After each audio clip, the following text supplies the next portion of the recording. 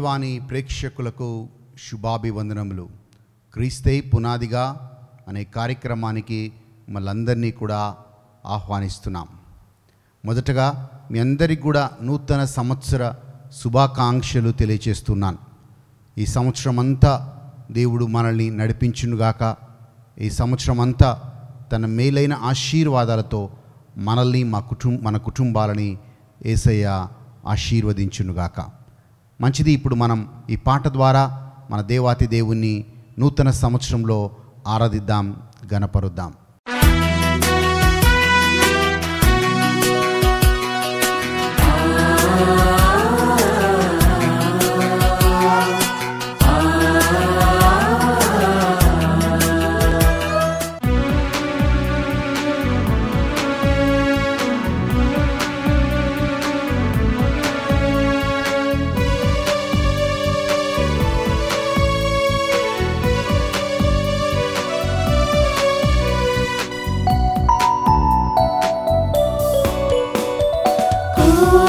కాంతుల వెలుగులతో ఉదయించెను ఒక కిరణం, లోకమందున ప్రతి హృదయం చిగురించెను ఈ తరుణం.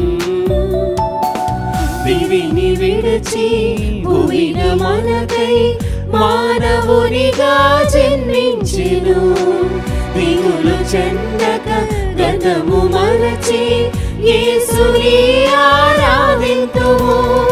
లోకానికి ఇది పర్వదినం, మహదానందమే ప్రతిక్షణం. లోకానికి ఇది పర్వదినం, మహదానందమే ప్రతిక్షణం. కోటి కాంతుల వెలుగులతో ఉదయించెను ఒక కిరణం, లోకమందున ప్రతి హృదయం చిగురించెను ఈ తరుణం.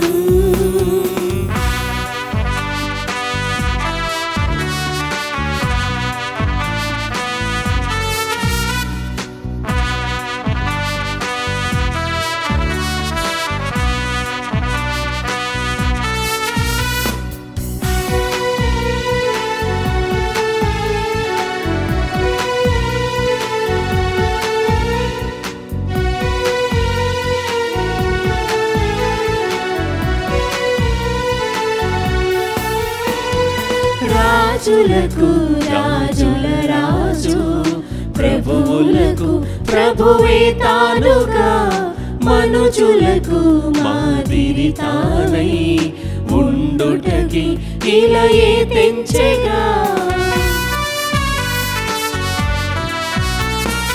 రాజులకు రాజుల రాజు, ప్రభువులకు ప్రభువే తానుగా, మనుజులకు మాదిరి తానై ఉండుటకి ఇలయే తెంచెగా.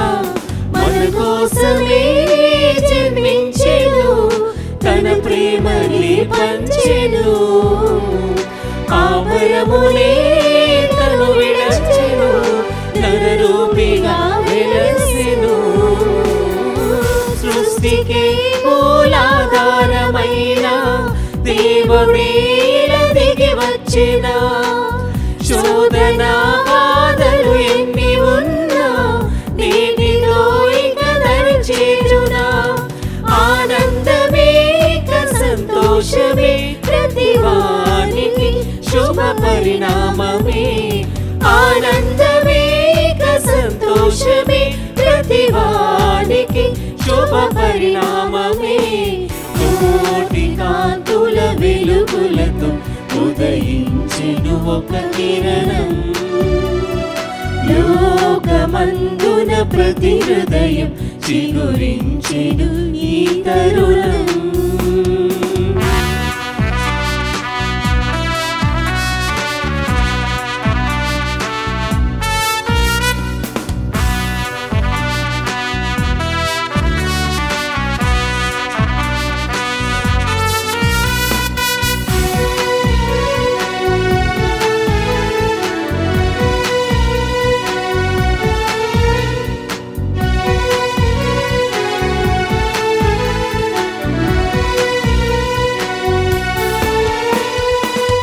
మహిమగల మహిమోన్నతుడు పశువుల శాలలో పసివానిగా కరుణగల కారణ జన్ముడు శిశువుగా మనలో ఒకవానిగా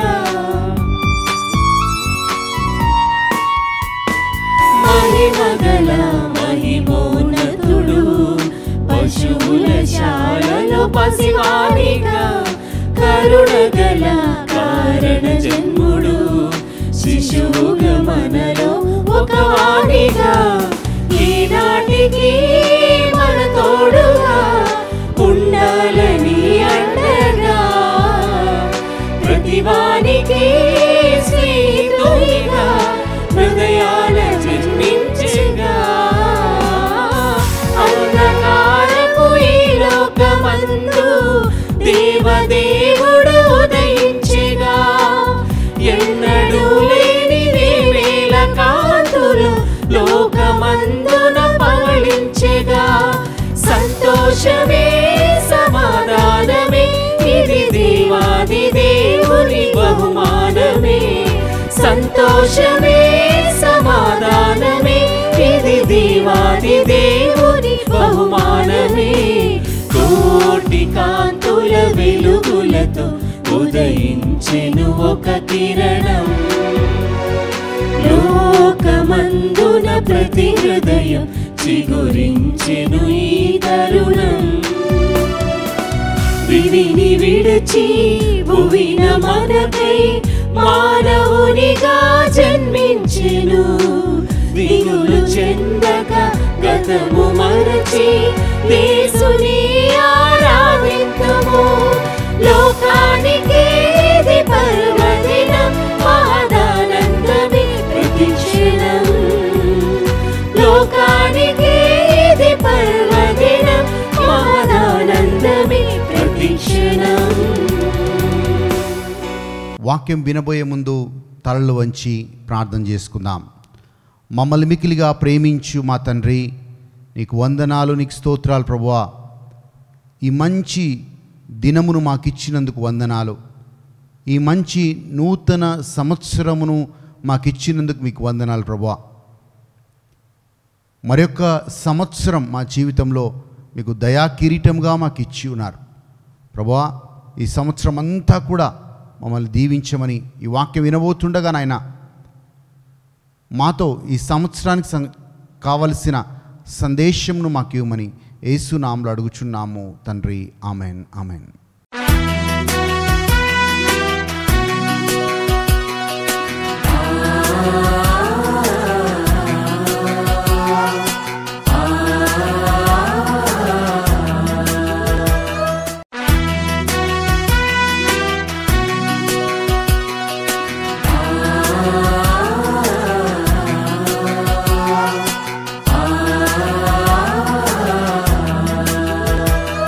ఈరోజు మనం వాక్యంలో యెషయా గ్రంథం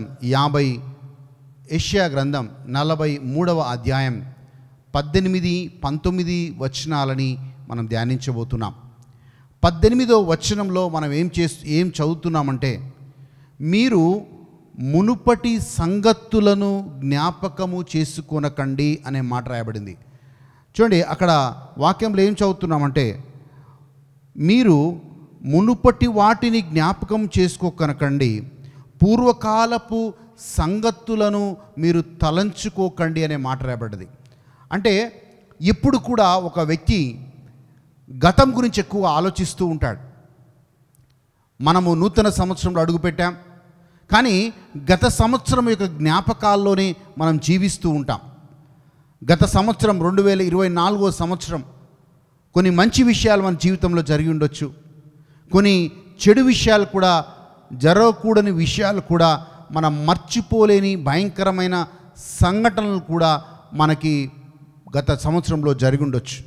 మనము కావలసిన వాళ్ళని మనం కోల్పోయి ఉండొచ్చు, ఒక బిజినెస్లో మనకి చేదు అనుభవం కలిగి ఉండొచ్చు.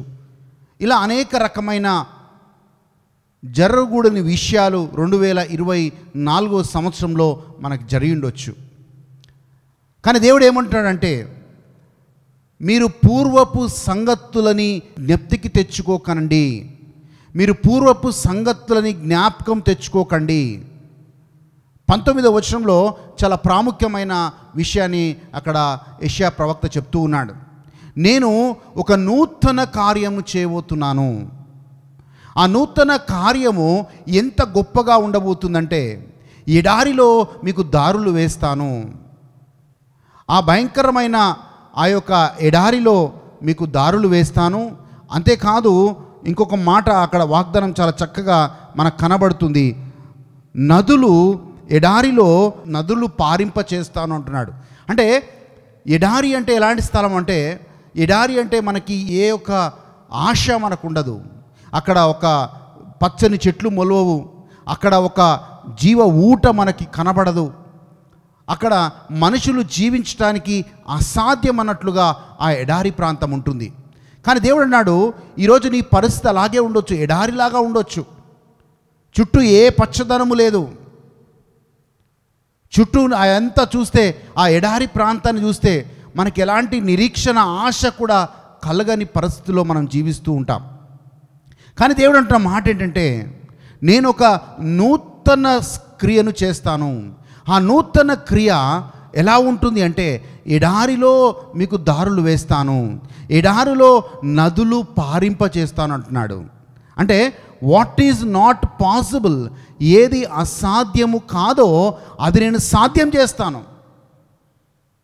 బహుశా ఈరోజు నువ్వు ఒక అనారోగ్యంతో నువ్వు పోరాడుతున్నావేమో, ఒక అప్పు సమస్యతో పోరాడుతున్నావేమో, బహుశా ఒక భయంకరమైన సంబంధాలతో, నీ కుటుంబ వివాదాలతో నువ్వు పోరాడుతున్నావేమో, నువ్వు ఆధ్యాత్మికంగా ఎదగకుండా అక్కడే ఆగిపోయి అక్కడే తిరుగుతున్నావేమో, అక్కడే పోరాడుతున్నావేమో. కానీ దేవుడు ఏమన్నా నువ్వు అలాంటి భయంకరమైన స్థితులు ఉంటే 2024వ సంవత్సరంలో గతములో ఏమి జరిగిందో నువ్వు జ్ఞప్తికి తెచ్చుకోకు. ఈ నూతన సంవత్సరంలో 2025వ సంవత్సరంలో నీ జీవితంలో ఒక నూతన కార్యం చేస్తాను. ఈ 2025వ సంవత్సరంలో ఆ నూతన కార్యం నీ జీవితంలోకి అసాధ్యంగా ఉన్న విషయాలన్నీ కూడా, అసాధ్యంగా ఉన్న పరిస్థితులన్నీ కూడా నేను సుసాధ్యము చేస్తాను అంటున్నాడు. ఈరోజు ఆ యొక్క నిరీక్షణతోటి ఈ నూతన సంవత్సరంలో మనం అడుగు పెడదాం. అవును ప్రభువా, గత చేదు అనుభవాలే నాకు మిగిలాయి, కానీ ఈరోజు ఆ చేదు అనుభవాలని నేను జ్ఞప్తికి తెచ్చుకోవడం లేదు, నేను పాత సంగతులని జ్ఞప్తికి తెచ్చుకోవడం లేదు. ఎందుకంటే నా జీవితంలో, నా కుటుంబంలో నీవు నూతన కార్యం చేయబోతున్నావు. Lord, you are going to do new things in our life. అలాంటి నిరీక్షణతో మనం అడుగు పెడదాం. ఎందుకంటే దేవుడు నూతన కార్యము చేస్తానంటున్నాడంటూ. ఒక వ్యక్తి, గొప్ప వ్యక్తి ఇలా అన్నాడండి, people who live in the past can never enjoy their future. గతంలో జీవించేవారు అంట భవిష్యత్తుని వాళ్ళు ఆనందంగా జీవించలేరు అంట. ఎప్పుడు మనం తలుచుకుంటే పాత జ్ఞాపకాలే గుర్తుకొస్తాయి. అందుకే దావీదు ఎప్పుడు కూడా, దావీదు జీవితంలో కొన్ని మంచి విషయాలు జరిగాయి, కొన్ని చెడు విషయాలు జరిగాయి. కానీ దావీదు ఏం చేసేవాడంటే, ఎప్పుడు కూడా దేవుడు చేసిన గొప్ప క్రియలని ఆయన ముందు పెట్టుకొని ధ్యానిస్తుండేవాడంట. ఎందుకంటే దేవుడు చేసిన ఆ అద్భుతాలని ఆయన ముందు పెట్టుకొని ధ్యానిస్తున్నప్పుడు ఆయనలో విశ్వాసం పెరిగేది. ఆ విశ్వాసం పెరిగినప్పుడు దేవుడు ఆయన జీవితంలో అద్భుతము చేసేవాడు. దావీదు విశ్వాసం ఎలా ఉండేదంటే, నిన్న నన్ను గొలియాత్ నుంచి కాపాడిన దేవుడు, మొన్న నన్ను సింహం నుంచి, ఎలుగుబంటి నుంచి కాపాడిన దేవుడు, ఈరోజు ఈ భయంకరమైన పరిస్థితుల నుంచి కూడా దేవుడు నన్ను కాపాడుతాడు అన్న నమ్మకంతో, ధైర్యంతో దావీదు ముందుకెళ్ళేవాడు. దావీదు ఆయన వైఫల్యాలను ఎప్పుడు కూడా జ్ఞప్తికి తెచ్చుకునేవాడు కాదు. ఆయన ఓటములను ఎప్పుడు కూడా దావీదు జ్ఞప్తికి తెచ్చుకునేవాడు కాదు. దావీదు దేవుడు చేసిన గొప్ప క్రియలను మాత్రమే ధ్యానించుకునేవాడు, ముందుకెళ్ళేవాడు. అనేక విజయాలని దావీదు సాధిస్తూ వచ్చాడు. ఈరోజు దేవుని వాక్యం వింటున్న మనం అదే మాటను దేవుడు చెప్తున్నాడు, నువ్వు పూర్వపు సంగతులని జ్ఞప్తికి తెచ్చుకోవద్దు. నీకు ఒక నూతన క్రియని, నూతన కార్యాన్ని దేవుడు ఈ యొక్క 2025వ సంవత్సరంలో చేయబోతున్నాడు. ఎందుకంటే మన దేవుడికి ఇంకొక పేరు ఉందండి. ఇంకొక పేరు ఏంటంటే ఆయన ఆశ్చర్యకరుడు, ఆయన అద్భుతాలు చేసే దేవుడు. సో ఆశ్చర్యకరుడైన దేవుడు, అద్భుతాలు చేసే దేవుడు ఈ నూతన సంవత్సరంలో నీ కుటుంబంలో అద్భుతాలు చేయునుగాక, ఆశ్చర్య కార్యాలు చేయునుగాక. నువ్వు ఊహించనంతగా ఎఫెసీయులకు రాసిన లేఖ 3వ అధ్యాయం 20వ వచనం ప్రకారంగా నువ్వు అడిగిన దానికంటే, నువ్వు ఊహించిన దానికంటే అత్యధికమైన ఆశీర్వాదంతో దేవుడు నిన్ను, నీ కుటుంబమును నింపునుగాక. అటు విశ్వాసంతో మనము నూతన సంవత్సరంలో అడుగు పెడదాం. ఒక చిన్న ఉదాహరణ మీకు చెప్తాను. ఒక మంచిగా ఆటల పోటీలు ఆడే ఇతను చాలా పెద్ద పెద్ద పరుగు పంద్యాలు పరిగెడతా ఉంటాడు. ఆయన జీవితంలో అది చివరి పరుగు పందెం అంట. ఇక దాని తర్వాత ఆయన వయసు అయిపోతుంది కాబట్టి ఆయన ఇంకా ఆ పరుగు పందాల్లో పాల్గొనలేడు. ఆ చివరి పరుగు పందెంలో ఎలాగైనా గెలవాలని ఆయన బాగా ప్రాక్టీస్ చేశాడు, బాగా ప్రయత్నాలు చేశాడు, బాగా సిద్ధపడ్డాడు. ఇక ఆ రోజు ఆయన పరుగు పందెం రోజు పరిగెడుతున్నాడు, చాలా సమీపానికి వచ్చాడు, ఆ యొక్క విజయానికి చేరువుగా వచ్చాడు. కానీ అనుకోకుండా ఆయన వేసుకున్న బూట్లు అయితే ఉన్నాయో, షూస్ అయితే ఉన్నాయో, ఆ షూజు ఒక భాగంలో అది విరిగిపోయి ఆయన ముందుకి పరిగెట్టలేక కింద పడిపోయాడు.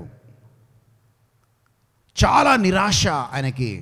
అయ్యో, ఇది నా చివరి అవకాశం, నేను పరిగెట్టి ఒక గొప్ప గోల్డ్ మెడల్, బంగారు పథకాన్ని సాధిద్దాం అనుకున్నాను. కానీ నా బూట్ల వల్ల నేను పరిగెట్టలేకపోయాను. నాలో సామర్థ్యం ఉంది, కానీ నా బూట్ల వల్ల అవి విరిగిపోవడం వల్ల నేను పరిగెట్టలేకపోయాను. చాలా నిరాశలో ఉన్నాడు. ఆ నిరాశలో ఉండి ఇప్పుడు నేను ఏం చేయాలి? ఆ నిరాశలో ఉన్నప్పుడు దేవుడు ఆయనకు ఒక తలంపునిచ్చాడు. నేను ఈ బూట్ల వల్లనే నేను పరిగెత్తలేకపోయాను, పరుగు పందెంలో విజయం సాధించలేకపోయాను, కనుక ఒక మంచి బూట్ల కంపెనీని నేను స్థాపిస్తాను అని చెప్పి ఒక పెద్ద బూట్ల కంపెనీని ఆయన ఆరంభించాడు. అదే మనం నైక్ షూస్ అని ఈరోజు మనము బయట ఆ యొక్క బూట్లని మనం చూస్తూ ఉంటాం. నైక్ అంటే చాలా మంచి పేరున్న బూట్ల కంపెనీని ఆయన పెట్టి ఆయన ఏదైతే సాధించాలనుకుంటో అంతకంటే 1000 రెట్లుగా దేవుడు ఆయన సాధించే విధంగా దేవుడు దీవించాడు. ఆయన ఓడిపోయాను అని మళ్ళీ తలంచుకోకుండా, నేను ఓడిపోయానని నిరాశలో నిస్పృహలో ఆయన ఉండకుండా, ఎస్ నేను ఓడిపోయాను, కానీ ఇక్కడి నుంచి నేను ఎలా ముందుకెళ్ళాలని ఆలోచించాడు. దేవుడు ఆయనతో నిలబడ్డాడు. దేవుడు ఒక నూతన కార్యాన్ని చేశాడు. ఆయన ఊహించనంతగా దేవుడు ఆయన ఆశీర్వదించాడు. నా ప్రియ సహోదరి, నా ప్రియ సహోదరా, ఈ వాక్యం వింటున్నావు నీవు ఒంటరిగా కూర్చుంటే, ఇంట్లో నువ్వు కూర్చుంటే పాత జ్ఞాపకాలే జ్ఞాపకం వస్తున్నాయా?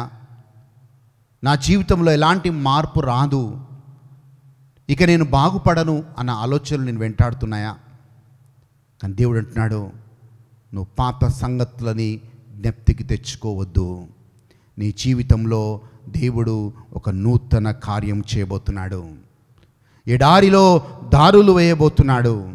ఎడారిలో నదులు పారింపచేయబోతున్నాడు. యెషయా గ్రంథం 43వ అధ్యాయం 18-19 వచనాలు ఈ నూతన సంవత్సరంలో నీకు వాగ్దానంగా ఉండునుగాక. నీ కుటుంబంలో, నీ జీవితంలో ఆశ్చర్యకరుడైన దేవుడు, అద్భుతాలు చేసే దేవుడు, గొప్ప క్రియలు నీ జీవితంలో, నీ కుటుంబంలో దేవుడు చేయునుగాక. నీ కుటుంబాన్ని, నిన్ను దేవుడు ఆశీర్వదించునుగాక.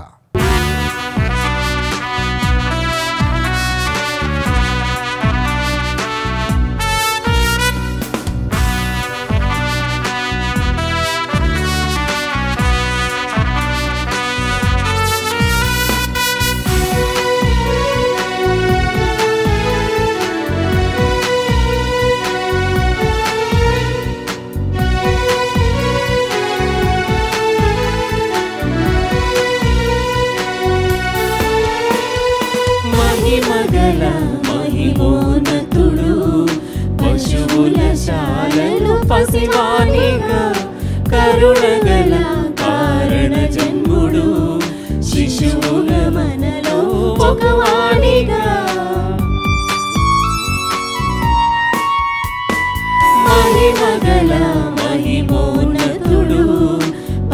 కులశాలలో పసివానిగా కరుణగల కారణ జన్ముడు శిశువుగా మనలో ఒక వాణిగా ఈనాటికి మన తోడుగా ఉండాలని అండగా ప్రతివానికి స్నేహితునిగా హృదయాల జన్మించగా అంధకారపు ఈ లోకమందు దేవదేవుడు ఉదయించగా ఎన్నడూ లేని వేవేల కాంతులు లోకమందున పవళించగా సంతోషమే సమాధానమే ఇది దేవాది దేవుని బహుమానమే సంతోషమే సమాధానమే ఇది దేవాది దేవుని బహుమానమే కోటి కాంతుల వెలుగులతో ఉదయించెను ఒక కిరణం లోకమందున ప్రతి హృదయం చిగురించెను ఈ తరుణం విధిని విడిచి భువిన మనకై మానవునిగా జన్మించెను దిగులు చెందగా గతము మరచి యేసుని ఆరాధింతుము లోకానికి ఇది పర్వదినం మహదానందమే ప్రతిక్షణం లోకానికి ఇది పర్వదినం మహదానందమే ప్రతిక్షణం మమ్మల్ని మికిలిగా ప్రేమించు మా తండ్రి ప్రభువా మేము విన్న వాగ్దానం ప్రకారంగా మా జీవితాల్లో మా కుటుంబాల్లో ఒక నూతన కార్యం చేయబోతున్నందుకు మీకు వందనాలు చెప్తున్నాం ఆ నిరీక్షణతోనే ఈరోజు 2025వ సంవత్సరంలో మేము అడుగు పెడుతున్నాం అద్భుతాలు చేసే దేవుడవు ఆశ్చర్యక్రియలు చేసే దేవుడవు ప్రభువా ఈ నూతన సంవత్సరంలో 2025వ సంవత్సరంలో ప్రభువా నీ బిడ్డల్ని ఆశీర్వదించమని వారి కుటుంబాలను దీవించమని యేసుక్రీస్తు నామములో అడిగి వేడుకుంటున్నాము మా పరలోకపు తండ్రి ఆమెన్ ఆమెన్. మళ్ళీ వచ్చే వారం ఇదే సమయానికి క్రీస్తే పునాదిగా మనందరం కలుసుకుందాం. మీ అందరికీ మీకు మీ కుటుంబ సభ్యులందరికీ కూడా నూతన సంవత్సర శుభాకాంక్షలు. దేవుడు హేరాళంగా ఈ నూతన సంవత్సరంలో దేవుడు దీవించునుగాక.